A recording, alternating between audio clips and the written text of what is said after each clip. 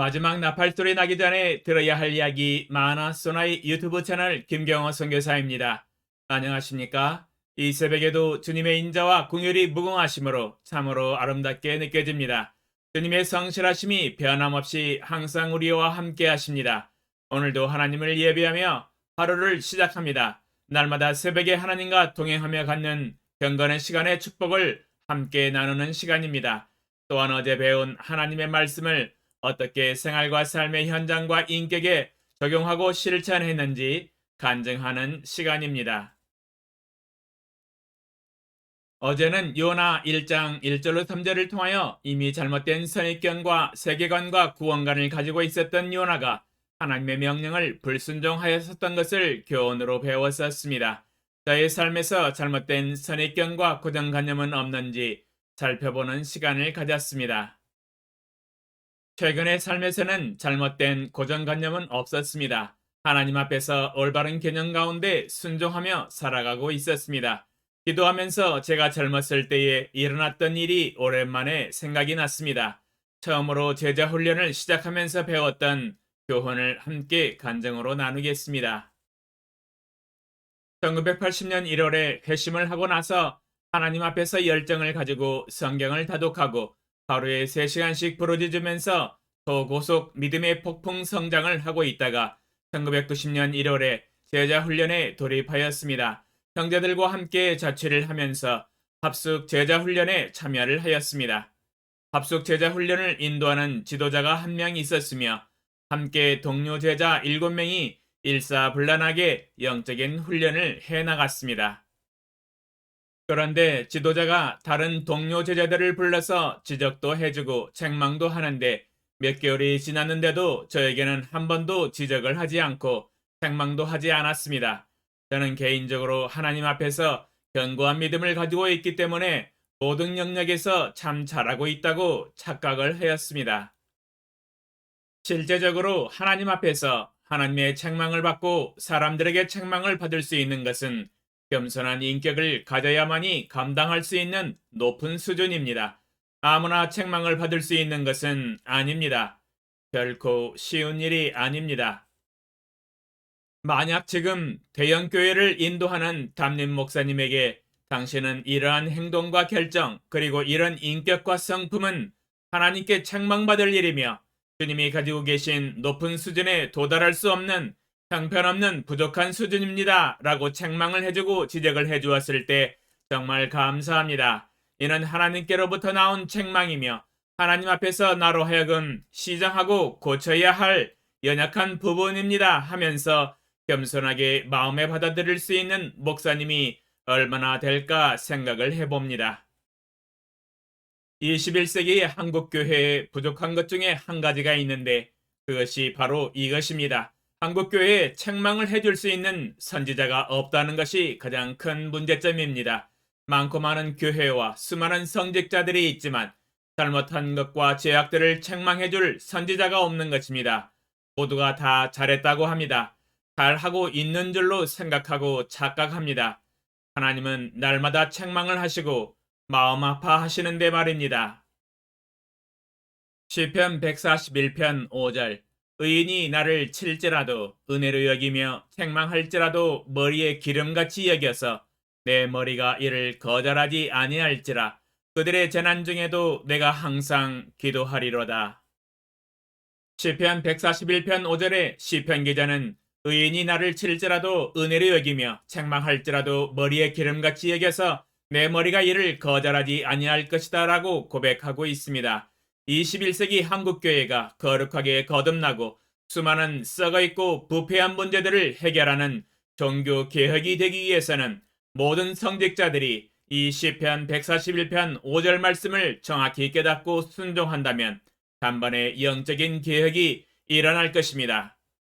그러나 글쎄요. 교회와 성직자들을 책망할 때 은혜로 여기며 머리에 기름같이 여겨서 거절하지 아니하고 쌍수를 들고 환영할 사람이 몇 명이나 있을지 의문이 듭니다. 이 책망을 받아들이는 삶이 십자가를 지고 자기 부인을 하는 삶의 가장 어려운 수준의 단계거든요. 가장 최고의 고난도 믿음의 삶입니다. 영광과 칭찬받는 것은 목으로 술술 넘어갑니다.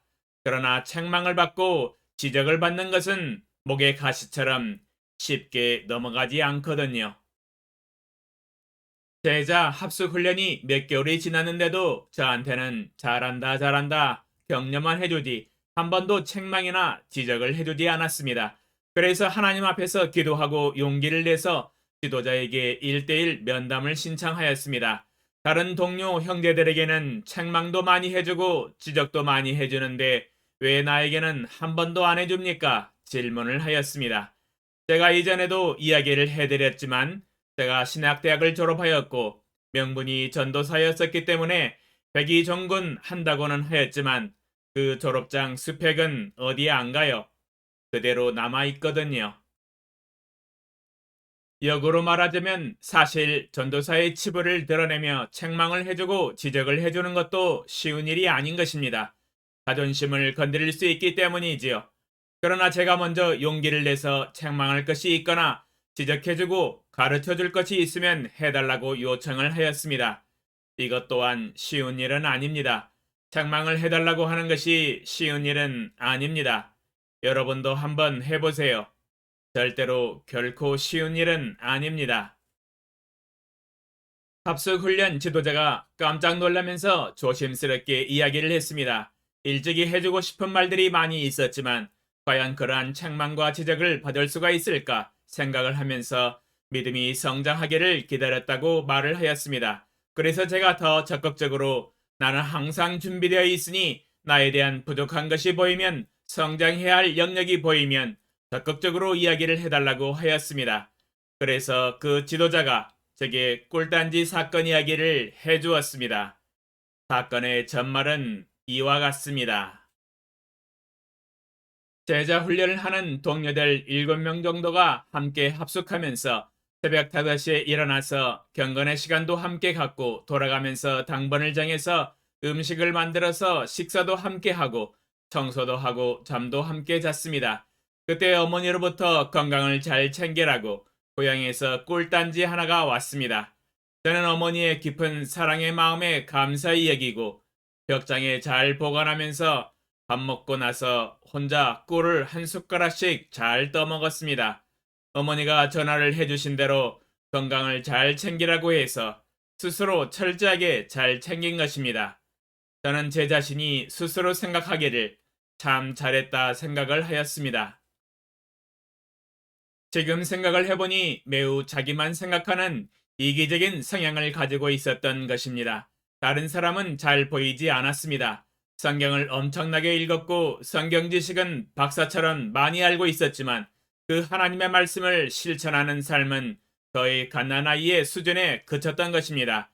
예수님의 사랑과 희생과 섬김은 이타주의로서 자신의 것을 다 희생하여 목숨까지도 바쳐서 모든 인류를 위하여 다 주셨는데 이론은 저도 알고 있었지만 이론 따로 삶 따로 따로 국밥으로 살고 있었던 것입니다. 아는 만큼 실제 삶으로 실천하지 못했던 것입니다. 입으로는 이 세계 50억의 영혼들을 위하여 내 일생을 바치겠습니다. 헌신하고 기도하지만 정작 제 옆에 있는 동료 제자들은 사랑하지 못하고 제 것을 나누어 주지 못하는 삶을 살고 있었던 것입니다. 지도자가 이 꿀단지 사건을 지적을 해주었습니다. 혼자만 그것을 야금야금 먹고 있는 것이 다른 동료 제자들의 마음을 아프게 하였습니다 하는 것이에요. 오직 자기 자신만을 위하여 살아가는 이기주의자입니다. 다른 동료들의 입은 생각하지 않는 사람입니다. 그 책망을 받았을 때 처음으로 제 자신의 현주소를 깨달아 알았습니다. 아, 내가 하나님의 말씀의 이론은 박사 수준인데 그 말씀을 실천하고 순종하는 것은 가난아이 수준이구나. 어머니 말씀을 잘 듣고 내 자신이 자신의 건강을 챙기는 데에만 집중하여 옆에 있는 사람을 생각을 하지 못했던 것입니다. 왜냐하면 제가 하나님을 믿기 전에 그렇게 살아왔었기 때문에 당연한 것이었습니다. 혼자 그렇게 살아왔었기 때문입니다. 매우 이기적이고 자기 중심적인 생각과 사고를 하면서 자기 건강만 챙겼던 삶을 살았던 것입니다. 해머로 머리를 한 대 띵 맞은 기분이었습니다. 제 일생에 매우 큰 충격을 받았습니다. 내가 하나님과 사람 앞에서 이 정도의 수준이구나.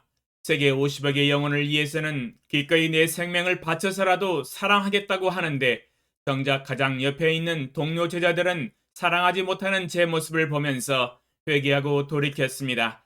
그리고 그 합숙 훈련 지도자에게 매우 감사하다고 이야기를 하면서 또 다른 책망할 것이나 지적할 것이 있으면 언제라도 항상 가르쳐 달라고 겸손하게 적극적으로 부탁을 하였습니다. 이 꿀단지 사건을 통하여 제 일생에 큰 전환점을 가져왔습니다. 스스로는 제가 제 자신을 보지 못할 때가 많습니다. 저의 부족한 부분을 스스로 깨닫지 못하는 부끄러운 부분과 인격을 다른 사람이, 그것도 영적으로 성숙한 사람이 보고 지적해주고 책망을 해주게 되자 영적인 급속도의 성장을 가져왔습니다.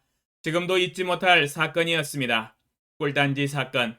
부끄러운 이야기이지만 그때 스스로 가지고 있었던 고정관념을 깨뜨리고 나와서 하나님의 사람으로 변화되는 첫 단추를 꿰는 기회가 되었습니다. 그러면 오늘 새벽에 하나님과 동행하며 가졌던 경건의 시간의 교훈과 축복과 적용사항을 함께 나누겠습니다. 요나 2장 1절로 2절.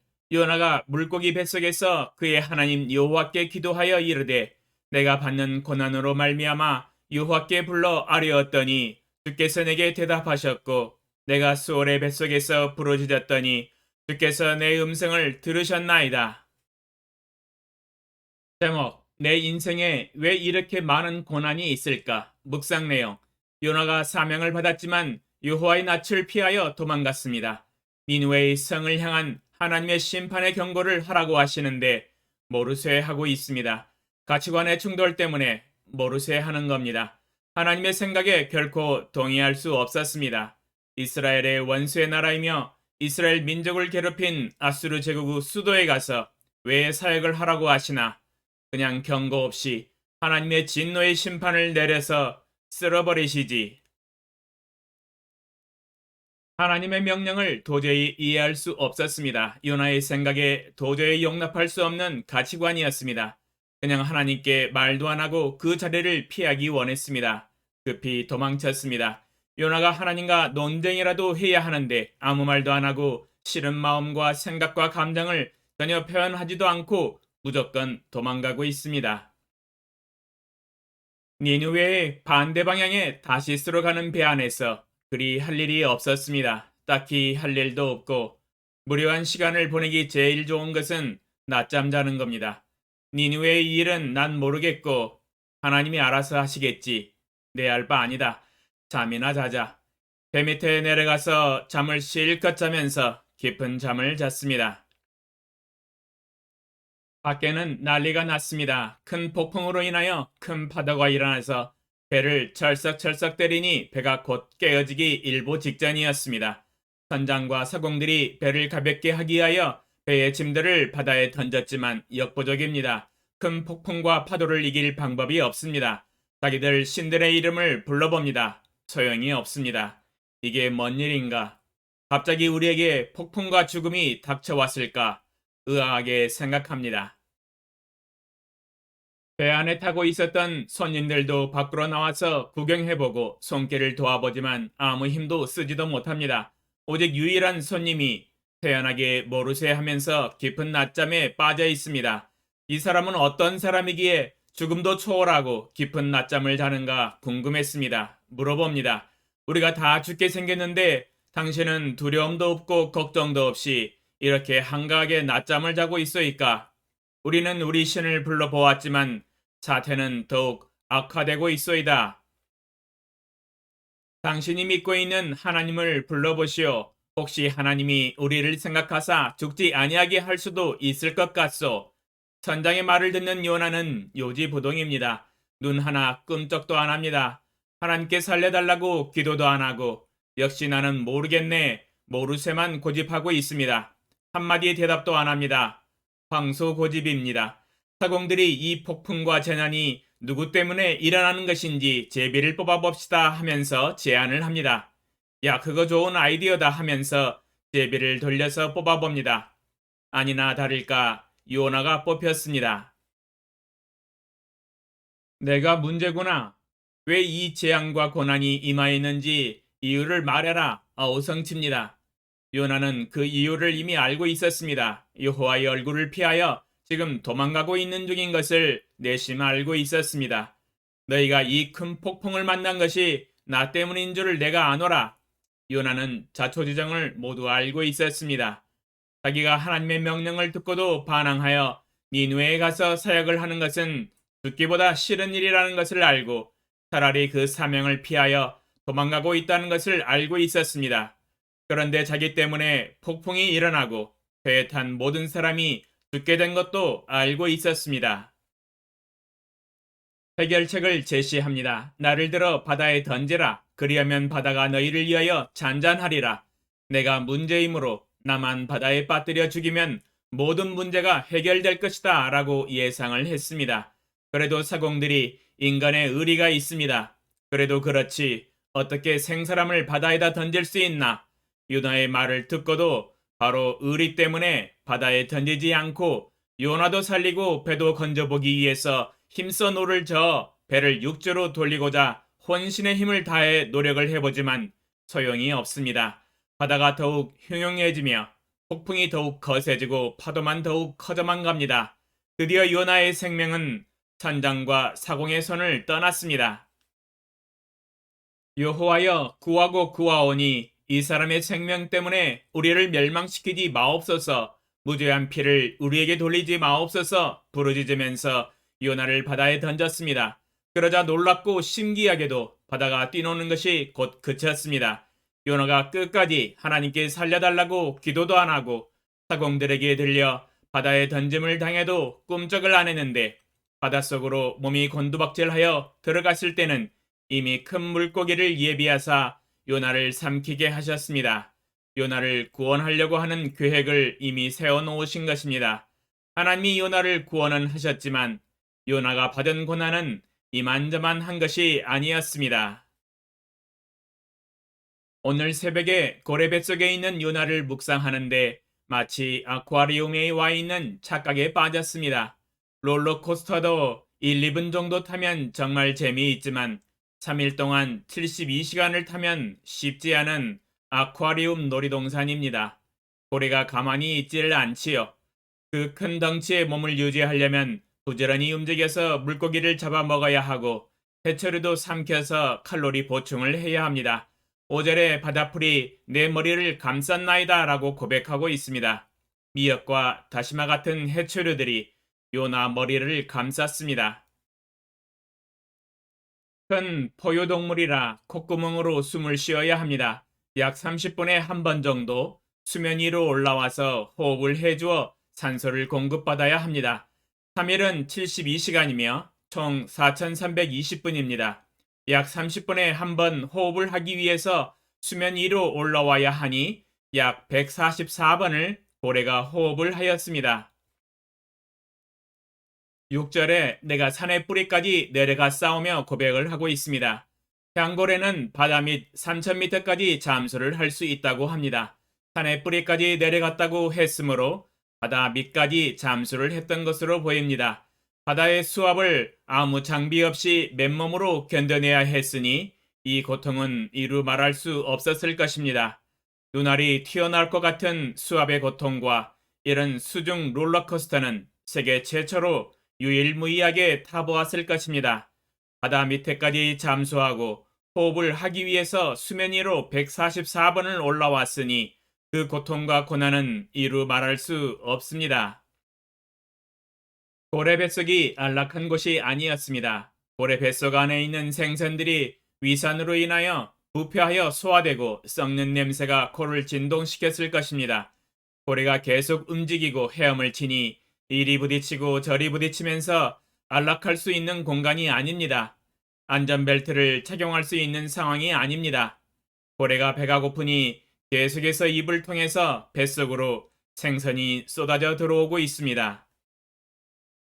요나가 이방인 사역을 하는 것보다 차라리 죽는 것이 낫다고 생각하고 도망가다가 바다에 던지라고 장담했는데 하나님은 요나를 죽이시지 않고 고래를 예비하여 구원하여 주시고 잘못된 생각을 고쳐주시고 깨닫게 하시고 죄악을 회개하게 하시니 드디어 입을 열어 기도할 수밖에 없는 환경으로 몰아가셨습니다. 고난도 이런 고난이 없었을 것입니다. 고난을 사서 하고 있으니 정말 힘든 환경이었습니다. 입을 열려야 안 열 수가 없는 상황이 되었습니다.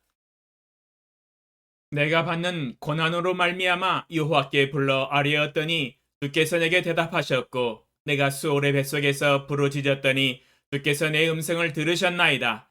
요나가 받은 고난으로 말미암아 여호와께 불러 아뢰었더니 주께서 드디어 응답하시고 대답하셨습니다. 고래 뱃속에서 부르짖었더니 주께서 요나의 음성을 들으셨습니다. 불순종하여 도망가는 요나를 긍휼히 여기시고 바다에 던지실 때 내버려 두시지 않고 고래를 통하여 구원하신 하나님이십니다. 하나님의 사랑과 은혜와 구원을 깨달았을 것입니다. 그리고 자신이 하나님의 명령에 순종하지 않은 것이 큰 죄악이었다는 것도 깨달았습니다. 그래서 9절에 나의 소원을 주께 갚겠나이다 라고 고백하고 있습니다. 주님 나를 살려주시고 구원하셨사오니 말씀하신 명령대로 이 목숨 다 바쳐서 사명을 감당하겠나이다 하면서 서원을 했을 것입니다. 자신의 불순종의 죄도 뉘우쳤을 것입니다. 하나님은 요나의 서원 기도를 받으시고 고래를 명하사 육지에 토해 주었습니다. 드디어 고난 끝입니다. 그러나 니느웨 해외 선교 사명 시작이었습니다. 진작 순종할 걸 매를 사서 맞았습니다. 고난받기 전에 깨달았더라면 더 좋았을 것을 엄청나고 극심한 고난을 받았습니다. 욥기 23장 10절 그러나 내가 가는 길을 그가 아시나니 그가 나를 단련하신 후에는 내가 순금같이 되어 나오리라. 욥기 23장 10절에 단련하신 후에는 내가 순금같이 되어 나온다고 말씀하고 있습니다. 고난을 통하여 단련을 통하여 불순물이 제거가 되고 문제가 해결이 되고 순금 같은 알맹이만 추출되어 나옵니다.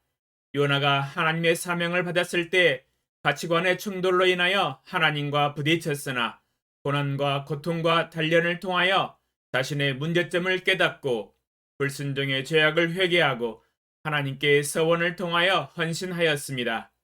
다시 원위치로 돌아왔습니다. 선지자의 사명감을 가지고 여호와를 위하여 충성하겠다는 믿음으로 다시 회복되었습니다. 고난을 통하여 귀한 교훈을 배운 것입니다.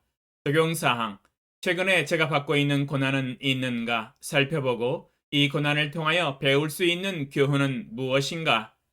주의 성령으로 깨닫게 하소서.